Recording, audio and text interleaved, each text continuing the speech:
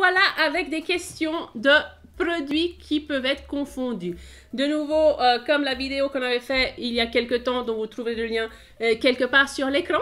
Aujourd'hui, il s'agira de regarder des produits plus en détail pour vous aider dans vos choix, pour vous aider à partir avec le bon produit, à faire le bon choix pour, une fois que vous êtes à la maison, pouvoir réaliser le dessert, l'entremets, le gâteau que vous vouliez.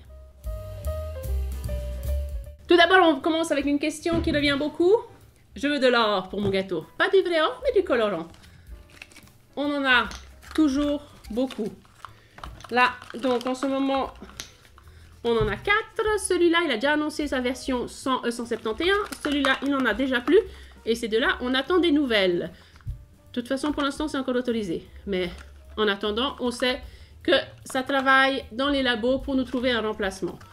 Comment différencier ces colorants dorés en poudre?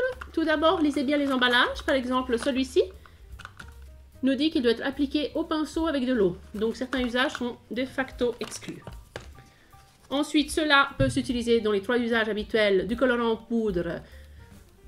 Application au pinceau à sec, utilisation avec de l'alcool pour un effet peinture, ou bien mélange dans la masse, mais on perd une partie du brillant. Vous pouvez choisir des grains plus fins, des grains plus épais, des couleurs plus jaunes. À vous de voir. Nous, quand on fait poudrage sec, on aime bien celui-là parce que les grains sont bien brillants. J'arrête de faire bouger, voilà, c'est difficile à voir, mais les grains sont bien brillants. Et par contre, pour la peinture, on trouve cela plus sympa parce que ça donne une peinture plus fine.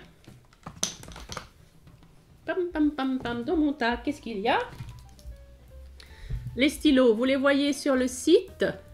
La grande chose à ne pas confondre, c'est les pinceaux d'application. Donc, ce n'est pas un stylo dans ce cas-là. Il s'agit de peinture contenue dans le corps d'un pinceau. Vous voyez, la pointe est bien épaisse. On peut se maquiller avec, peut-être aussi. Ça a l'air joli. Donc, il y a les pinceaux d'application, clairement pinceau. Il y a le feutre pinceau qui se trouve un peu au milieu. Attendez, je vais essayer de faire ça avec 2 mains, comme ils font pour les maquillages. Voilà. Là, on voit une pointe plus grande qui est flexible. Et ensuite, pourquoi on va dans les détails, très pratique si on fait des modelages et qu'il y a des toutes petites choses à faire, des points d'yeux, des grains de beauté, ce genre de choses. Une pointe épaisse, une pointe fine, et c'est des pointes beaucoup plus dures, donc sur certaines matières, ça ne va pas aller parce que ça va faire des trous. On passe à toute autre chose. On a un grand rayon de pinceaux. J'aime bien les pinceaux, je trouve ça rigolo. 2 extrêmes, le pinceau vraiment de grand-mère pour beurrer nos viennoiseries et le pinceau high-tech en silicone, principalement le même usage. Celui-là en silicone a tendance à moins perdre ses poils, il résiste bien à la chaleur. Celui-là, c'est pour les adeptes du zéro silicone ou pour les plus traditionnalistes. En gros, ils ont le même usage. Choisissez ce que vous préférez et ce qui va le mieux avec le reste de votre cuisine. Des nappages miroirs. Quand vous achetez ce genre de produit prêt à l'emploi, une seule solution, lire le mode d'emploi. Ça paraît tout bête, mais des fois, en le lisant, on constate des différences. Principalement, celui-là doit être chauffé pour être utilisé. Celui-ci s'utilise à froid. Les deux peuvent être colorés. Les deux aussi peuvent, par exemple, être mélangés avec un peu de poudre dorée pour donner du brillant. Faites vos essais et suivez le mode d'emploi. Arômes, 2 séries de best-sellers, les émulsions, et de la même marque, les extra concentrés.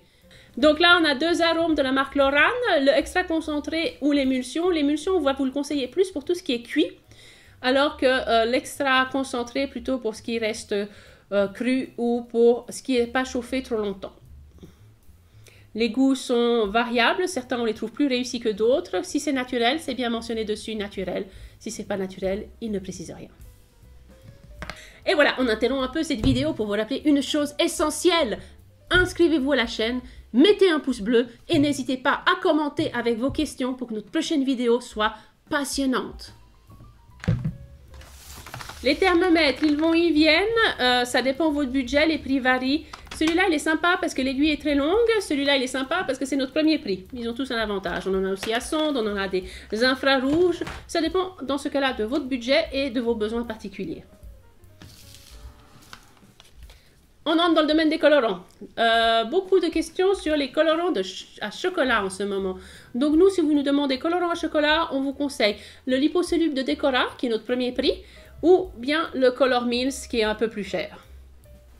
L'avantage du Decora, c'est qu'il ne vient pas de loin, il vient d'Italie. Celui-là, il vient quand même d'Australie. Par contre, il est vraiment super puissant. On se trouve avec des résultats très intenses, très rapidement, et aussi parfaitement utilisable dans les ganaches, les crèmes au beurre et tout ça, alors que ça, on va juste vous le conseiller pour le chocolat. On reste dans les colorants.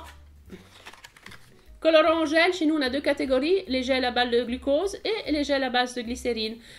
Ils sont très puissants, ils sont très concentrés. Celui-là, on va plus vous le conseiller quand vous allez vraiment dans la pâte à sucre ou dans les choses à base grasse, alors que celui-là est polyvalent. Il va colorer la pâte à sucre. Pour les couleurs les plus intenses, on vous conseille le Progel.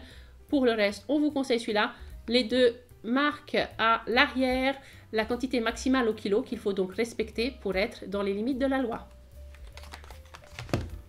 Et on termine avec un basique de la cuisine française, le cercle à tarte en deux versions, cercle à tarte uniforme ou cercle à tarte perforé. Celui-là, son grand avantage, quand vous cuisez, les bords restent bien droits, il n'y a pas de bulle d'air qui peut être coincée. Et celui-là a aussi l'avantage de pouvoir être utilisé pour faire prendre une gelée carrée au congélateur ou au frigo, alors que celui-là, vous pouvez mettre que la pâte à tarte, sinon le reste va fuir.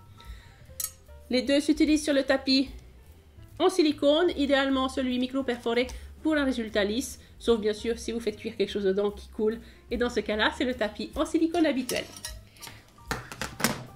Voilà, cette vidéo, j'espère, servira à éviter les confusions lors de vos achats, à lever l'incertitude sur les différences entre certains produits et bien sûr à aider votre choix pour votre prochaine visite chez Geneva Cakes, en boutique ou en ligne. On vous attend et à bientôt!